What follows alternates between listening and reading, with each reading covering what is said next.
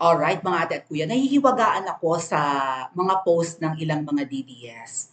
Kasi usap-usapan po na may isang Shoshonggalin. I mean, tumatakbo na kasi yung chika at ongoing daw yung Oplat itutumba. Lahat ng kritiko ng gobyerno, balak talagang itumba.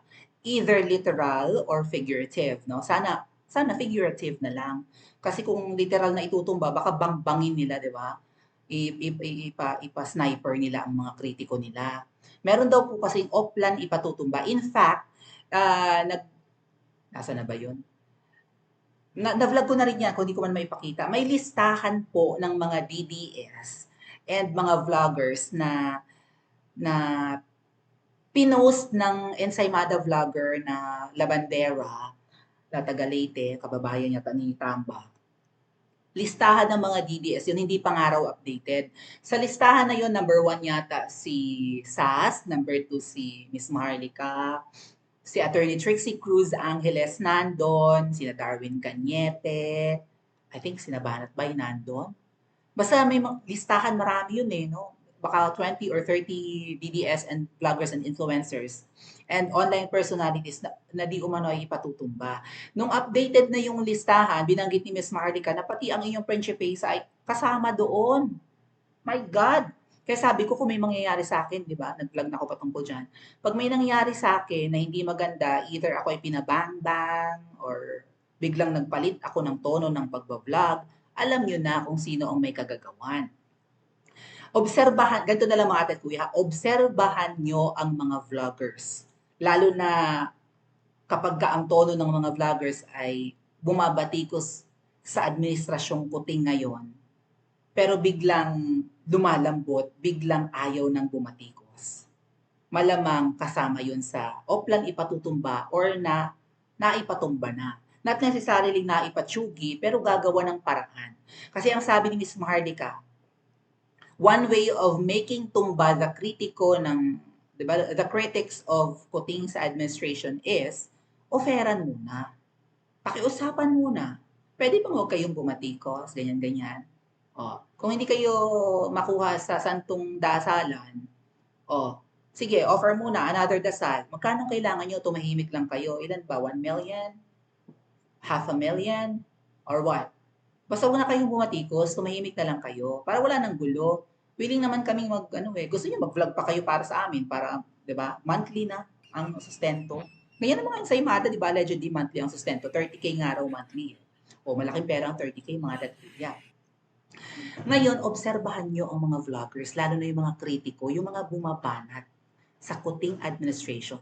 Kapag nagbago ng tono yan, biglang bumait, biglang hindi na interesado mag-vlog na bumabatikos kay Tamba, kay Kuting, kay Ahas. At sa kung sino-sino pang appointee or mga opisyalis ng gobyerno na, 'di ba? Lalo kapag si Miss Maharlika ay nag-vlog patungkol doon ay hindi naman nila pinapatulan or hindi sila nagba-vlog patungkol din doon, 'di ba? Pwede po talagang nabayaran na, nasuhulan na kung hindi pa man naitutumba. Ngayon, another way of making patumba the critics ay tawagan daw yung mga employers. May nabasa ko mga post ng ganyan mga DDS. Meron palang mga ginugurgur ngayon or hindi man gurgur na pupugutan or babangbangin. Meron palang mga kritiko ngayon ng Kuting administration na tinatawagan ng kanilang employer para matanggal sila sa trabaho. Sabi ko sino? Sino sa mga vloggers? Sino sa mga TDS? Or sino sa mga bumabati ko sa Kuting administration ang pwedeng may trabaho and baka matawagan ang kanilang employer at mapatalsik sa trabaho? May nakita akong recent post, blind item pa yan ng ilang mga ng mga influencers, di ba, mga DDS. Eto medyo malinaw. At titingnan po natin kung valid itong opinion. Dito muna tayo sa post ni Miss Vivian Velez. Resign now before it's too late. Sabi ko, baka ito yung vlogger na nasa trabaho pa, pero para, di ba, para magkaroon ng konting pride at hindi masipa sa trabaho ay mag-resign na. 'Di ba, out of pride, mag-resign ka na lang kaysa naman masipa ka pa. Kaysa ma-fire pa siya, you're fired. Mag-resign ka na lang. Pero feeling ko, ang message dito ni Miss Vivian Velez ay para kay Kuting. Tama ba? Mag-resign ka na lang, Kuting, kaysa lumabas yung pulveron video. Wala kasi pinapangalanan si Miss Vivian Velez. Kayo po, ano sa tingin nyo? Ito ba yung patungkol sa isang vlogger na maaaring tawagan ng employer niya at mapalayas, masipa sa trabaho? Or it applies to Kuting? Malamang kay Kuting, no? Na mag-resign ka na lang kaysa mapanood ng ayun nga naman talaga ang magandang advice, mag-resign ka na lang, Kuting. Nag-post na ako patungkol dyan eh. Kaysa lumabas yung video. Ano, mapahiya ka sa buong mundo o wag na lang palabasin ang video at i-give. Kasi hindi lalabas, sa tingin ko, hindi lalabas yung video kapag nag-resign si Kuting. Pag umupo si VP Sara, wala nang videong lalabas. Ay kaso mo, mukhang hindi rin papayag si Kuting. Allegedly, papayag si Kuting mag-resign basta si Tamba ang papalit. Ba't si Tamba? Kaya ginagawa nila ng paraan na masipa si VP Sara eh, no? Pumasok na nga daw ang ICC. So maybe this is for Kuting. But ito po yung mas malinaw na post. From, sabi ni Kuya Adrian, from a very, very, very reliable bubwit part 1. Meron siyang source na bubwit na reliable. May tumawag sa owner ng DWIZ. Media po yan, radio. And napapanood din to. May TV station na rin po ang DWIC, parang Channel 23. Para ipatanggal ang isa sa pinakasikat na commentator nila. Hahanap ako ng picture ng logo ng DWIC para familiar kayo. Pero kung kayo po ay Mawinians, alam nyo na galing din ang Principesa sa DWIZ. Ayan o. Hold on. Sa mga bago lang po sa ating channel, welcome and thank you so much for subscribing. At dahil po bago kayo, malamang hindi nyo alam na galing din ako sa radio station na ito. Ngayon ay TV station na po yan. Matagal na po yan, no? May mga dekalibreng mga, kung kilala nyo si Tia Deli, ito ang inyong Tia Deli, bagong-bago. Parang wala na po si Tia Deli, no? Pero kung matagal na po kayong, kung kayo ay mga nasa golden age and above, and even 40s, familiar kayo dun sa, I think sa DZRH si Tia Deli, di ba? I think si Tia Deli po galing ng DWIZ. Shout out. Mag-comment po kayo kung familiar kayo kay Tia Deli. Magaling yun, malambing yun siya, no? Salita. Ito yung Tia Deli. Ganon. Galing daw po siyang DWIZ. I was part of DWIZ because sina Banat Bay at Miss Mocha, may program dyan. Ayun nga si Attorney Trixie, nasa gitna, mga ate at kuya. Yung naka-blue, that's Attorney Trixie Cruz Angeles. May program, itong program na Karambola sa DWIZ, yan yung most viewed program ng station. Radio station ngayon ay TV station na rin, Channel 23. AM station yan, mga ate at kuya. Meron din silang FM. Nalimutan ko yung pangalan ng kanilang FM station. May FM din ng DWIZ, pero parang mga, ano ba yun? Parang Yes FM or something. Ganon. Media po yan dyan sa may Shaw Boulevard, sa may Pasig, no, sa Kapitolyo. So, nandun din ako dati dahil sa tambayan sa DWIZ na program noon ni Miss Mocha at ni Banat Bay. Actually, program yan ni Miss Mocha at saka ni Drew Olivar, kung kilala niyo siya. Si Boklo, no? Isa rin, parang DDS, na pro Tatay Digong din yan siya. Ngayon, si Drew ay hindi na nagtuloy sa tambayan sa DWIZ, naiwan si Miss Mocha, and then si Banat Bay nandun na rin. And then si Miss Mocha kasi na-appoint sa Administrasyong Duterte, di ba, as PCO Secretary or Undersecretary. ASEC yata si Miss Mocha, ASEC ba? O Assistant Secretary. Even si Attorney Trixie, galing din siyang PCOO, hindi PCOO, right? So na-appoint si Miss Mocha sa administrasyon ni PRRD, naiwan yung tambayan. So si Banat Bay ang nandun, and then si Attorney Nick, 'di ba? And then si Banat Bay naging busy na rin. Actually, habang si Banat Bay po yung nandun, napasali ang iyong Principesa. Okay? Napasama ako sa tambayan sa DWIZ. Si Banat Bay eventually hindi na rin kaya na i-host yung program na tanghali yun tambayan. Kami na Attorney Nick ang naiwan kasama si Pay Esperas, and si Beyonce na parang assistant ni Attorney Trixie Cruz Angeles. Si Attorney Trixie Cruz, naging host din siya ng Tambayan sa DWIC. Pero yung original program niya, Karambola.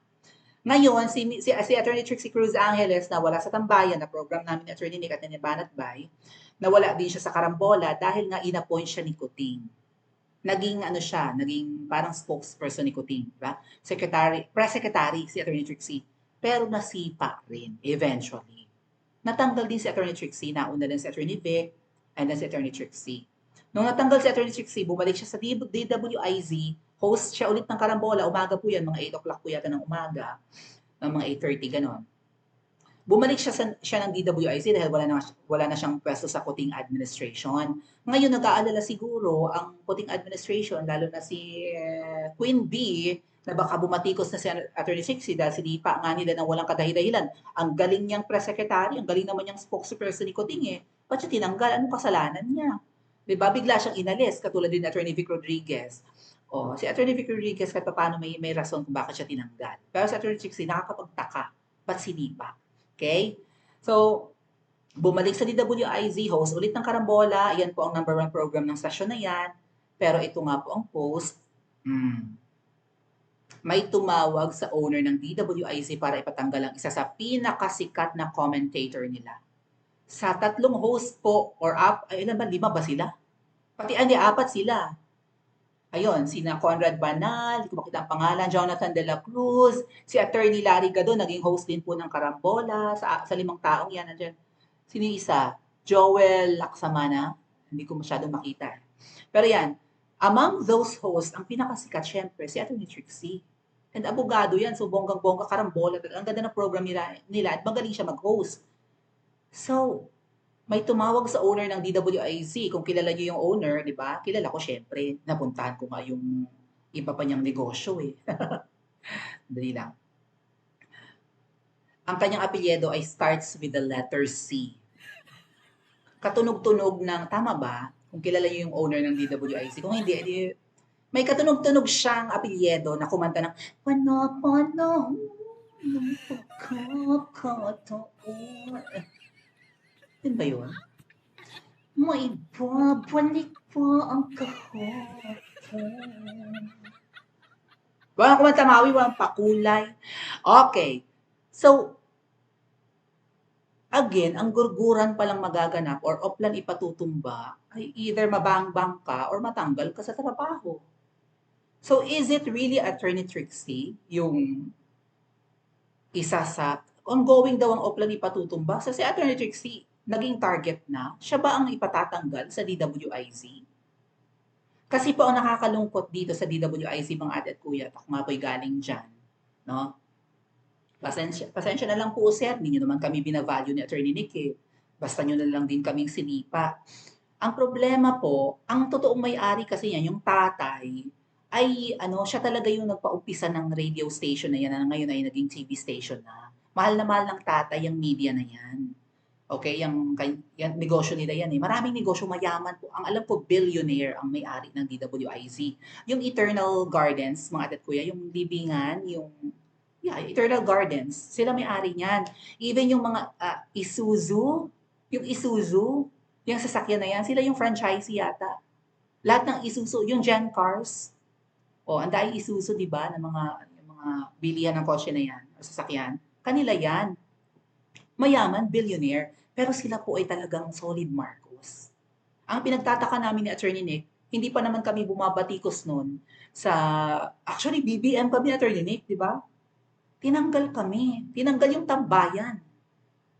Inalis sa DWIC, pumapangalawa po kasi yung Tambayan sa most viewed and most listened to na program ng DWIC. Number 1 ang Karambola ni Attorney Trixie. Tinanggal kami. Hindi kami bumabati kasi pro-BBM pa kami nung tinanggal kami. Dahil lang yata po, may hinire kasi sila galing sa Kapamilya Network eh.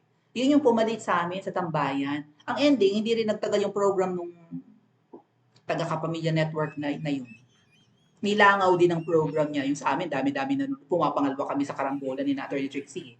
Nilangaw. Tawa kami ng tawa ni Attorney Nick.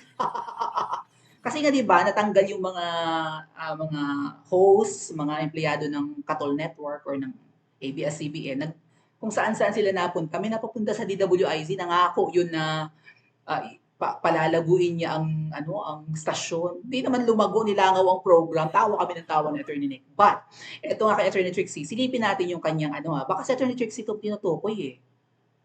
Kasi baka Marcos talaga yung may-ari. Ay si Attorney Trixie, at saka yung iba pang host na yun, ng mga lalaki doon sa Karambola, unti-unti na rin silang bumabatikos. Una kong narinig na bumatikos si Attorney Trixie, yung issue ng Ensaymada last year. Sabi ni Attorney Trixie, at tuwa-tuwa ako sa kanya kasi wala kaming kakampi nun, lalo na ako mga at kuya. Wala akong kakampi nun. Na, tawag na ganun nga, bakit anyway, mga post ni Attorney Trixie dito, nobody hustles harder than a woman who had to traumatically learn that she can't rely on the people she trusted. Ano kayang ibig sabihin ni Attorney Trixie dyan? Mukhang siya yung tatanggalin. Siya kaya? Pa-comment po sa comment section at mag-like and subscribe din po kayo.